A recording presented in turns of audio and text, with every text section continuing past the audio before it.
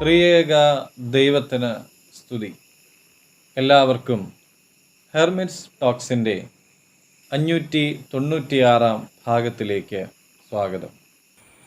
ഇന്നത്തെ പ്രഭാത ചിന്തയ്ക്കായി തിരഞ്ഞെടുത്തിരിക്കുന്നതായ വേദഭാഗം 1 കൊരിന്ത്യർ 10 24 തിരുവചനമാണ്.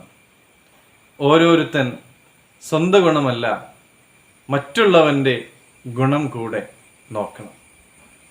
ട്രെയിനിൽ യാത്രക്കിടെ ഒരു യുവതി പുസ്തകം വായിച്ചുകൊണ്ട് ഇരിക്കുകയാണ്.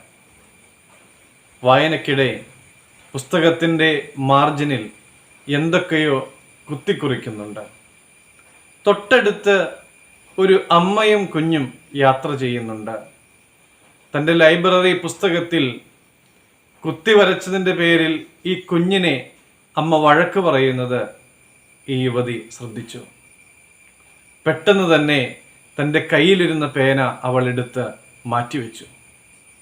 അവൾക്ക് മനസ്സിലായി തന്നെ അനുകരിച്ചിട്ടാണ് ഈ കുഞ്ഞ് ആ പുസ്തകത്തിൽ കുത്തിവരച്ചത് എന്ന്.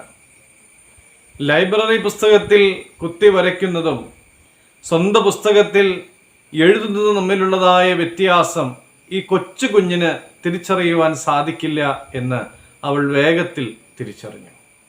പ്രിയമുള്ളവരെ, ഈ യുവതിയുടെ സ്ഥാനത്ത് നമ്മളായിരുന്നെങ്കിലോ? എൻ്റെ പുസ്തകം, എൻ്റെ പേന, എനിക്കിഷ്ടമുള്ളത് ഞാൻ എഴുതും എന്ന് ചിന്തിക്കുന്ന എത്രയോ ആളുകളെ നമ്മൾ കാണുന്നുണ്ട്. എൻ്റെ പണം എനിക്കിഷ്ടമുള്ളതുപോലെ ഞാൻ ചിലവഴിക്കും. എൻ്റെ നാവ് എനിക്കിഷ്ടമുള്ളത് ഞാൻ സംസാരിക്കും. എൻ്റെ വീട്, എൻ്റെ സ്വാതന്ത്ര്യത്തിന് ഞാൻ ഇവിടെ പെരുമാറും. ഇങ്ങനെയൊക്കെ ചിന്തിക്കുന്ന ആളുകൾ. വചനം പറയുന്നത് ഈ സ്വാതന്ത്ര്യം ഒരിക്കലും മറ്റുള്ളവർക്ക് ദോഷമായി തീരരുത് എന്നാണ്.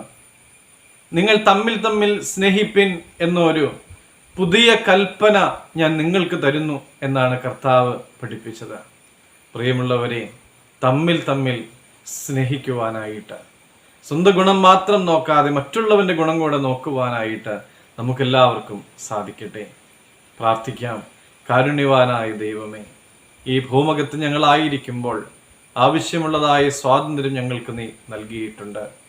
അത് എൻ്റെ സ്വാർത്ഥ താല്പര്യങ്ങൾക്കനുസരിച്ച്, എൻ്റെ മാത്രം ഇഷ്ടമനുസരിച്ച് ജീവിക്കുവാനുള്ളതല്ല എന്ന് തിരിച്ചറിഞ്ഞ് തമ്മിൽ തമ്മിൽ സ്നേഹിച്ചുകൊണ്ട്, തമ്മിൽ തമ്മിൽ ഭാരങ്ങൾ വഹിച്ചുകൊണ്ട്, മറ്റുള്ളവൻ്റെ ഗുണം കൂടെ പരിഗണിച്ചുകൊണ്ട് ജീവിക്കുവാൻ ഞങ്ങളൊക്കെയും യോഗ്യരാക്കി തീർക്കണമേ. ആമേൻ. ദൈവം അനുഗ്രഹിക്കട്ടെ.